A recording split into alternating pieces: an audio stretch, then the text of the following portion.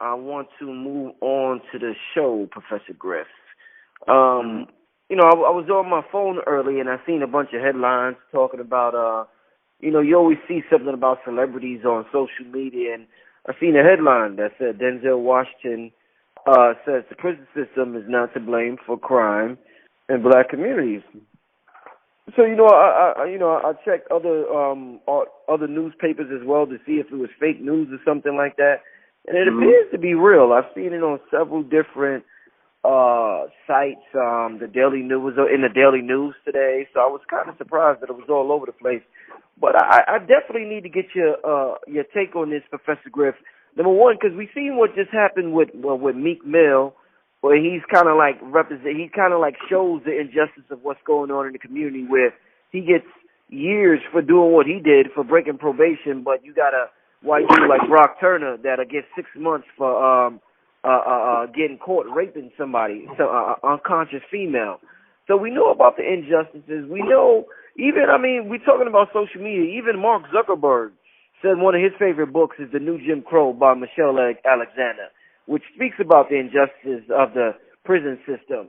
So I'm trying to wondering why Denzel will say what he said. Let me read exactly what I got here, Professor Griff, and then I would love to get your take on it.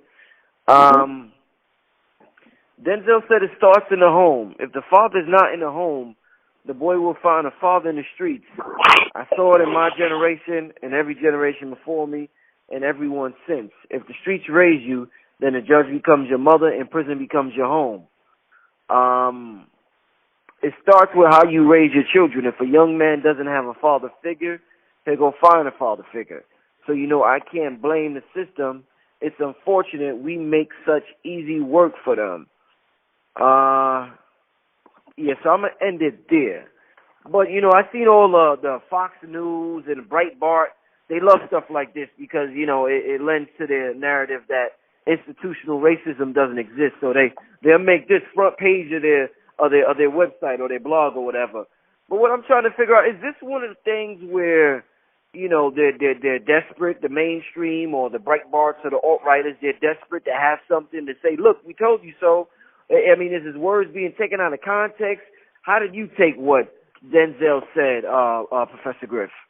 No, his words were definitely not taken out of context. You read the answer, and you never read the question, Brother Rich. What was the question that they asked him in order for him to answer in such a way that he answered? And I think we need to know and understand that, and then give Denzel, like we should give anyone, a fair chance to be heard and understood, and we should be able to take it as Denzel Washington is giving it to us.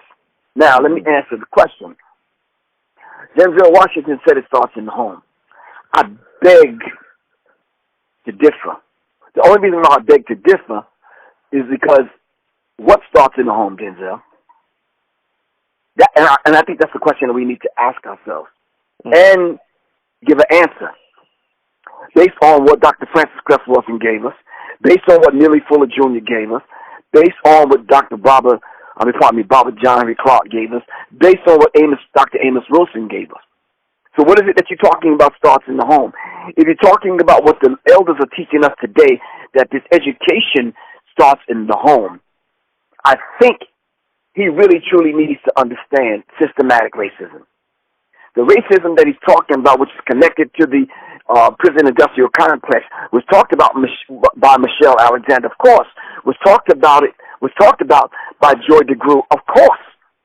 So if Denzel would have read those two books and watched that information on DVD and watched that information on YouTube, then I think his answer would have been a whole lot different, because he is dealing with the effect and not the cause of the effect. So if you're talking about racism, systemic racism, then you have to follow the narrative that our open enemy gives us in reference to racism. No one's going to kick up dust and deny what Denzel Washington is saying is absolutely wrong, but you're dealing with the effect. What is the cause of what you're saying, Denzel Washington? Dr. Francis Cress Wilson laid that out. Dr. Neely Fuller Jr. basically said, if you do not understand racism, white supremacy, and how it works, Denzel Washington, everything that you think you understand will only confuse you. And I think the answer that he gave us sounds confusing, Brother Rich. It sounds confusing to the degree where you're talking about it starts in the home and you're not explaining what. You're talking about the idea of the fathers not being in the home. Well, why aren't the fathers in the home?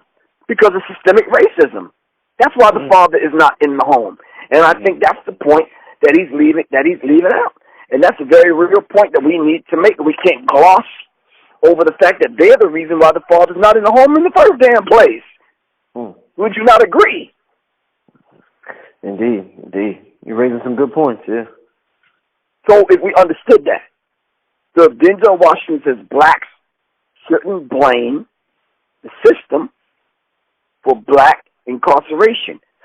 Well, Denzel Washington, we need to say to you, the system of incarceration and putting black people in slavery and in jail and in chains and in this kind of internment camps and this kind of situation was way before 2017, Denzel Washington. Way before we actually had the sense enough to put the family structure back together when they tore it apart, Denzel Washington. So we have to understand, he says it starts at the home. Washington told reporters at the New York premiere of his upcoming film, Roman J. Israel Esquire. In Washington's new film, he portrays Roman Israel, an ambitious defense attorney whose beliefs begin to be tested in the aftermath of joining a new law firm. Dr. Francis Cress Wilson talked about one of the 9 areas of people activity, which is law. It's education, economics, entertainment, labor, law, politics, religion, sex, and war for the ultimate purpose of white genetic survival. Law is one of them. And then Dr. Amos Wilson came along and says, even if racism and white supremacy do not have these particular characters, Roman J. Esquire, Israel Esquires, they will create them. They will make these kind of characters. And you see them every single day, Brother Rich, the Don Lemons and the Paris and these other people, these talking heads. Racism and white supremacy will create and make these kind of Negroes. That's the best way I could lead off by answering that. It says it starts with how you raise your children. Well, they didn't even allow us to raise our children. They didn't. Okay. Women didn't have access to their own bodies. We couldn't marry one another. We couldn't own property after a while. And then they set up laws to make sure we couldn't do that. So what are you talking about, Denzel Washington? He says if a young man doesn't have a father figure, he'll go and find a father figure. Well, they didn't allow the black man to take care of his children during slavery. They just wanted more slaves. Am I right or wrong? Indeed. It's a system of racism and white supremacy. It's systemic. Go on, Brother Richard. Do you think people like Denzel, or, we often get mad at certain things celebrities say, and it seems sometimes like it's people with money just have a different philosophy about life or a different way of living and going about life than people without money. Some people will bring class into the picture, say it goes beyond race, it's about class. What I want to ask you is people like Denzel and all the celebrities who, whether it's Serena Williams or Tiger Woods or Bill Cosby, he tried to, talk down to black people at one time saying we need to get it together. In order for them to get where they got, do you think they have a certain gene in them, a certain psychological edge where regardless of whatever's in their way, they're not going to let them stop them. So therefore, once they get where they want to be, they look back at us and they say to themselves, well, I did it, y'all can do it too. And because we don't have that psychological edge that they have, we just don't understand or we just can't relate to them. Do you think that plays a factor at all, if that is even a factor? I don't think that's a factor. I think the way the system is set up, they only allow X amount of people to operate in that space.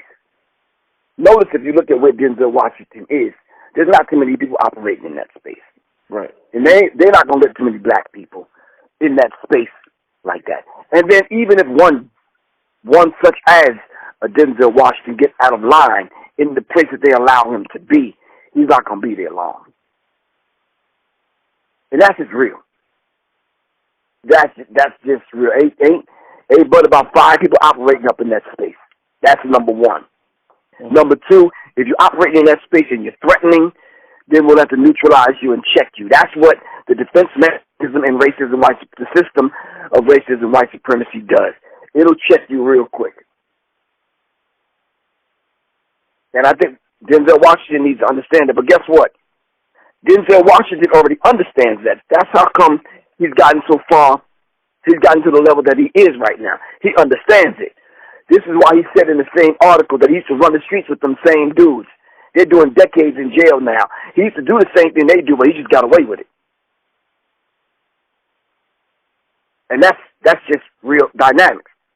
Something woke him up and said, wait a minute, I don't need to be doing that. Mm-hmm. Let me take this other path. You understand what I'm saying? Mm-hmm. But I don't know if he understood it then that it's systemic. In the operation, in the 8 areas of people activity, and I would humbly say 10 areas of people activity, and we have to add on health and a few other things.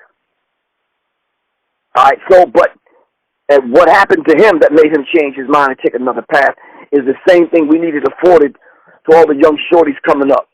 Because maybe they need to hear what he heard at the age that he heard it, that changed his mind, that he took another path in life. That's all. And this is what we're trying to do. Reach them young shorties that maybe they'll hear something that what we say and they'll take another path in life.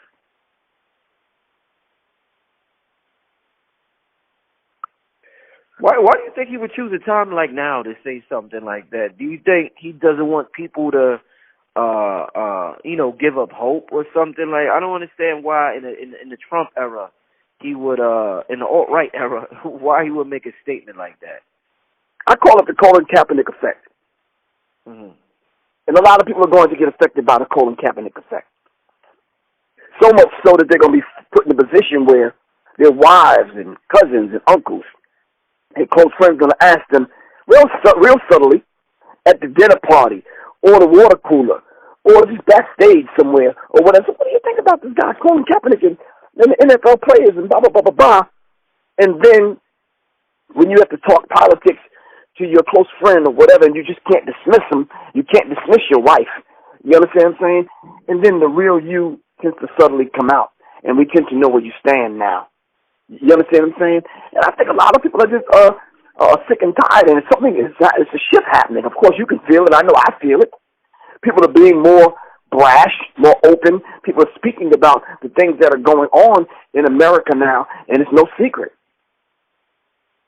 It's really no secret, and people are they're being put in a position where they're having to speak on it. Especially, Brother Rich, when you have people that are making these films that are actually literally, having people think about the position that they've taken all their life. Because what happened to Mike Brown, that could easily happen to Denzel Washington's son. Am I right or wrong? Mm-hmm. So he may be the next one in that position to do that. And I think he understands that. Because people are making films, Brother Rich. I don't care how crudely produced or whatever. Films like 13 are questioning people. You seen the movie 13? I've seen part of it. I haven't finished seeing it. Movies like Alpha 21 are questioning people. Movies like Goodbye Uncle Tom are questioning people. Of course, the Out of Darkness and the Hidden Color series are questioning people. You understand? They're having people questioning themselves. Like, damn. And then when you find on a daily basis, man, DNA tests are setting innocent people free because of systemic racism. Right. Locking black men down. Then even when Donald Trump is running his mouth, you tend to look back at people like Hillary Clinton. I think Susan Sarandon said, I read today, she said, what makes anybody think that Hillary Clinton would have been a better president? She'd probably been the same kind of character Donald Trump is. And that hit me like a ton of bricks because that's real, Brother Rich. That's real. And people are starting to rethink the whole idea of the vote now. And people are going back to DVDs and documentary films like The Vote Scam and other documentary films, which are now usurping these other Hollywood movies that are coming out. People say, man, I'd rather stay at home, watch Netflix, and educate myself on some things. You understand what I'm saying? To hell with that. And I just think that's a very real dynamic, man. It's a shift happening, and there's a shift taking place. And I think we're in the middle of it, and we're feeling it. And every time we see something like what Denzel Washington said, they're feeling it also, Brother Rich. Let me tell you something. The $40 million slave is not immune to this, man. They're not immune to it. They just not. We think they are, but they're not. You think they don't have discussions like this? They may not put it on YouTube, but right. But they have discussions. They have to because they have children and they have to live in this world, Brother Rich. And let's just look at it from that perspective. You know, a lot of people on the internet say, you know, well, they understand the point Denzel's making, and he's halfway right, but there's a bigger picture to it. You know, similar to like you saying, he's not dealing with the cause, he's dealing with the effect. Do you think it's just one of these things that when we hear people, because they're celebrities, they're not, you know, activists or anything like that. These are like movie stars and rappers. Do you think it's just one of those things where, you know, they don't know how to articulate the English language in a certain way to fully explain themselves, so they end up having people saying, yeah, they're half right, but now the other people saying, yeah, they're half wrong, but it was his intention, you know what I'm saying? You get what I'm trying to say? I'm trying to give him a pass. I'm trying. Is there anything that you would excuse this for, Professor Griff? Well, to be honest with you, man, I think Denzel Washington, no, first of all, there's no excuse. Right. But I think Denzel Washington is a very smart and strategic man. I think Denzel Washington, like you, as a real black man in America, have come to know that white people will kill you. The Black Panther Party came together and they stood up for self-defense. And they stood for self-defense and they wanted justice. You understand what I'm saying? They took up charges on them and started eliminating them one by one, pitting them against one another, and they went out to destroy the Black Panther Party. And any other person that had a voice for black people, they put companies and organizations and fine-tuned racism and white supremacy to destroy those individuals. Denzel Washington is not stupid. In order for him to operate up in that space, yeah, he has to be able to play it smart and only say what he needs to say at the particular time he needs to say. It's a game that he has to play, man. Plain and simple. But I'm saying to you, for him to operate and be in the position that he's in, he must know something about racism and white supremacy in order to operate in one of the dirtiest, filthiest, nastiest, scandalous-ass industries known to man. And that's the film industry, the movie industry. Followed up by the music industry. You understand what I'm saying? Mm-hmm. You see what Harvey Weinstein and the rest of these characters are going through. You understand what I'm saying? It's a very real dynamic that we're dealing with, man. They will shut him down in a heartbeat, man. They shut Arsenio Hall down. Like one day he was on, next day you never even heard of the dude. Right. Am I right or wrong? Yeah, after that Farrakhan interview, man. Exactly. So Denzel Washington understands that. We should be looking at him like, you know something, bro, you got a point. And we see how you're making your move. All right? But it almost seems like he's coming off like the Bill Cosby, how Bill Cosby came up when he was talking down at us. But I think he's saying it in the way he needs to say it. You understand what I'm saying? In order to get the point across. Mm-hmm. Yeah. Professor Griff, since we're talking about the the black family and missing fathers at home, not being at home with these black children, what percentage, Professor Griff, do you think it's because of the system removed the fathers versus, let's say, just dudes being deadbeat fathers, running up in something raw, shooting their load off, and just skipping town or just going off and starting another family. Because a lot of sisters might say, we get that whole, the welfare thing, but my father and this one father and that one father, they were just plain old deadbeats. So what percentage would you say it was because of the government when you say the fathers are missing? Wow, it would be honest with you, Brother Rich, in order for me to even have that conversation with you, I would have to remind people of the stud on the plantation. He was made to go into the black woman, produce children, and not even care. That was his job. If he didn't do his job, he'd get lynched, castrated, or whatever.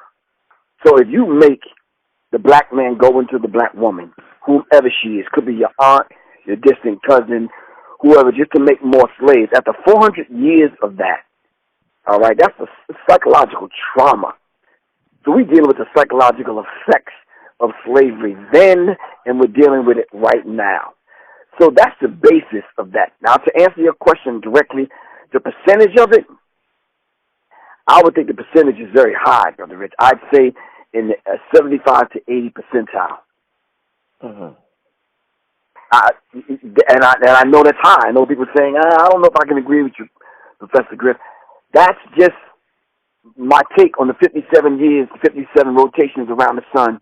I've been here 57 years, and even in my family, how many of my brothers have children by how many different women? Not that they were ever deadbeats, because they kept 2 or 3 jobs. They kept money. They took care of their children. Now, those brothers that just had babies and just bounced and never, that percentage is a lot lower, I think. You understand what I'm saying?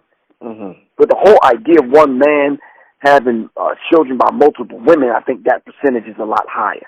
The average brother is going out here dropping load and then bouncing, never to see them children again, don't even claim them, whatever. Yeah, I definitely have to say 35 to 40 percentile. Mm-hmm. Yeah. Indeed. Now, what do you think about people whose paper ain't right having children, brothers who ain't got bread or nothing like that, and they going around impregnating several women, or they may want to practice polygamy, or they just want to build this big family, but their pockets ain't right? Is this family unit? Is this something that as the young folks say, the bag got to be secured before you start the family? Or is that like a real Western European way of looking at building a family? I think it's both. I think Europeans have set that in motion because, every family that, I knew coming up when I was young, everybody had 8, 9, 10 people in the family. That was just the norm. What happened? Well, my mom had 13 children. Like what, and we never went hungry. So what happened, Brother Rich? You understand what I'm saying? Mm-hmm. My dad passed away when I was 6. So you kind of figure she had 12 other children. All right, Dad not here. All right, she had to make do, and she had to do what she had to do, plain and simple. I'm just saying to you, well, what is it that happened? The fact that my mom is a real mom, she couldn't bail on us. You understand what I'm saying? My brother stepped up to the plate and made sure certain things were taken care of as older men, as older brothers in the home. You understand what I'm saying? My sisters did the same thing. So I'm thinking this whole European model of you having to have money before you decide to have a family. Well, I think that wasn't taught to us. Elijah Muhammad said there were 3 things that the devil wouldn't teach us. The devil wouldn't teach us the science of warfare, the science of mating, and the science of business. So this whole idea of coming through a rites of passage, the whole idea of going through a name ceremony when you're born, the whole idea of, like I said, coming through the rites of passage, the whole idea of learning how to meet someone and learning how to court and learning how to date and learning what family's about, to bring the family structure back together, that needs to be taught, because that's taught in the home. But since they did what they did to us, the father's not in the home, so that has to be taught someplace else.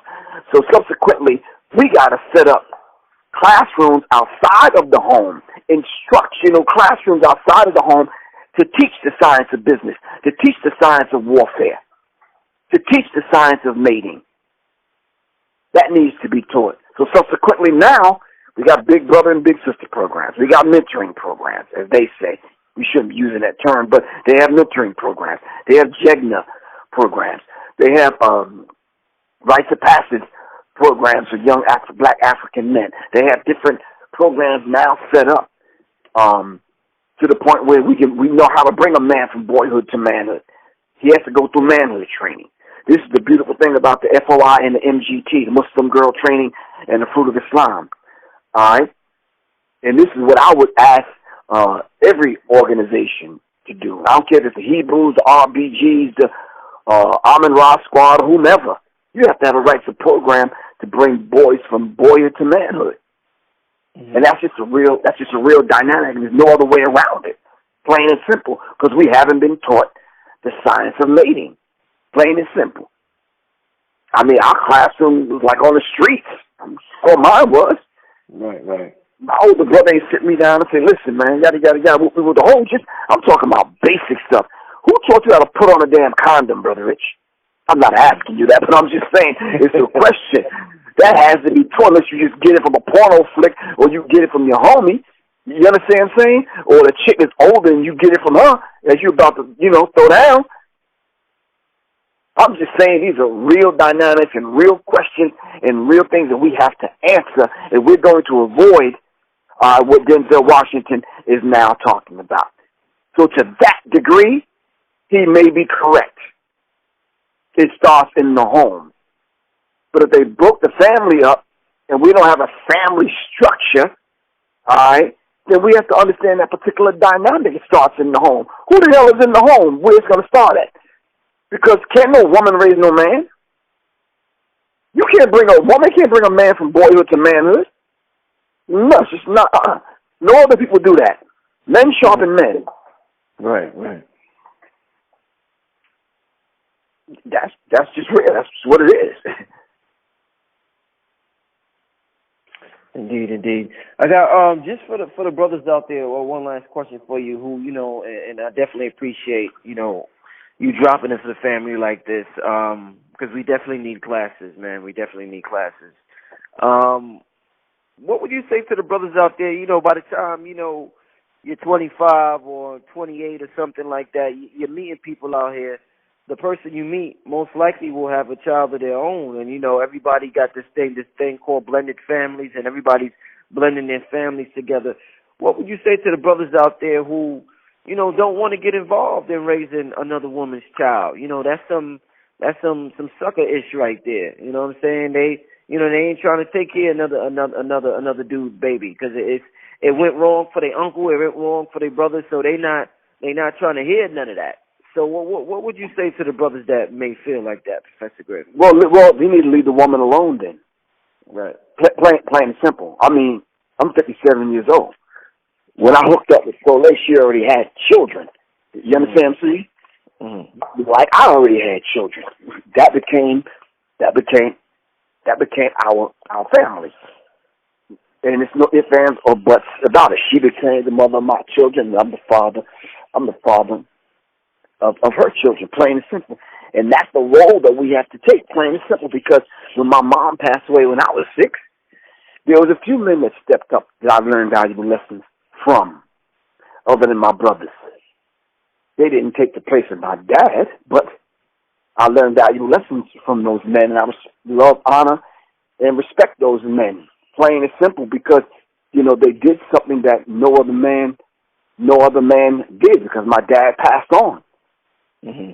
So I have to look at it like, okay, well, if they want to be with my mom, then, that's a real dynamic, man. I come with a package, man. A lot of days, these sisters will tell a man from the rip, man, me and my daughter, it's a package deal, man. You got to deal with me. She's coming along with me. I'm sorry. Mm-hmm. Plain and simple. But a lot of men are not equipped to do that. They'd rather have the woman deal with them, with their baby mama issues, and that kind of thing, and the children that they have, and in some cases, the man having 2 or 3 children by 2 or 3 women, and women step up to the plate and become that mother figure to those children. But it seems like it's a double standard. Brothers have a hard time doing that, plain and simple, because in certain situations, you have to deal with every single one of those men that she had the children with, man. And that's just, this is where we are as a people. Right. And I'm not saying that we're the only people that's dealing with this, but it's to the point now where it's like, okay, well, and I said this years ago, whoever I meet, more than likely, they're going to have children. Am I that fatherly figure that I could step up to the plate and become the stepfather to those children? You understand what I'm saying? Some brothers are trying to do that and not even being a father to their own children, which is a hell of a dynamic, man. Right. Like, damn. So, Brother Rich, it's all about us becoming the people, and I'm not just saying this grandstanding. I'm saying it's real, Brother Rich. You know, I'm becoming the man that the Creator created me to be. You understand what I'm saying? Mm-hmm. And hopefully someone will listen to this and say, okay, yeah, let me get my manhood thing in place. Let me get my fatherhood thing in place. You understand what I'm saying? Let me join an organization and see if I can assist someone in helping some young cats out, so they don't have to go through the same thing, you know, I went through. I don't need to go to jail in order to learn that, to do that. You understand what I'm saying? I don't need to get shot 9 times or be a famous rapper or whatever, a famous sports player in order to do that. Just for me, raising my 5, and then now hooking up and getting married to Soleil, and there's 4 coming along with her. Well, 1 is out of the house because she just got married. Now there's 3 other ones that I have to now start over again and take care of them and help rear them. You understand what I'm saying? Yeah, when you're thinking about dealing with a woman who has children, yeah, you better get your manhood on. You better get your fatherhood on. And you better step up to the plate, man, and hang up the player card and all the rest of that stuff, because it's a real responsibility. You're responsible for lives. Every aspect of it. Feeding them, clothing them, protecting them, educating them, and being the example for them. They looking at me like, let me see how this man treats my mom, because that's going to be the example on how men treat them. You understand what I'm saying? Mm-hmm. Wow, it's not even my mom's birthday, and he bringing flowers. Wow, they call each other king and queen in the home. Wow, they work out together. Wow, they doing music. Wow, they travel together. Wow, we ain't seen him in a couple of days. Well, I mean, where you been? Well, he's working. We need the time away from one another. You understand what I'm saying? When we come back together, it's like, come on, let's go hang out. Let's do whatever. You understand what I'm saying? It's a beautiful thing because they see that. It's like, oh, man, wow. My dad came to pick me up, and my mom's husband is getting along with my dad. You understand what I'm saying? He came to my birthday party, and my dad and my mom's husband get along, and that's some grown man shit, man. You understand what I'm saying? That's some grown man shit, for real. And we have to kind of grow the hell up and stop being grown males and start being grown men and demonstrating to these young women, 15, 16, that they have to see this in 21 and 22 and 25 and say, oh, okay, wow. And even my children are like, okay, that's my dad, that's his wife. You understand what I'm saying? I see how he treat her. So my 2 sons come along like, oh, okay. Wow, I see how he treat her. That's a beautiful thing. Maybe I need to borrow some of those things that my dad do and treat my wife like that or my girlfriend like that. You understand what I'm saying? Yeah. Let me tell you something. Young people are watching, man. Children are watching. And they're going to go by what you do and not what you say. Mm. Now, am I saying that we don't argue, we don't do this, that, and the other, we don't have trials and tribulations? We have all of that. All right? But the one thing we don't do, it ain't no knockdown, drag-out arguments in front of the children. That's just stupid and crazy and non-productive, man. You understand what I'm saying? A disagreement is a disagreement. You'll move past the disagreement. But I'm not going to be able to move past the disagreement if I'm a no-good black ass, no-good son of a whatever. You understand what I'm saying? That's just not going to happen. You understand? So even in the disagreement, we still treat each other like king and queen. And that's conflict resolution. That's something we have to learn. That's something we both learned in other relationships. So we came to the table and said, no, we went through that already. I've had to knock down, drag out arguments, cursing and all that. I don't need to do this in this situation. Especially 90% of the time, children are around. So, yeah, it does. That kind of situation don't even afford you to talk to your queen like that. Mm-hmm. So, brothers, if you're going to deal with a woman who has children, yeah, you better rethink it and know what you're taking on. Plain and simple. Indeed. I hear you.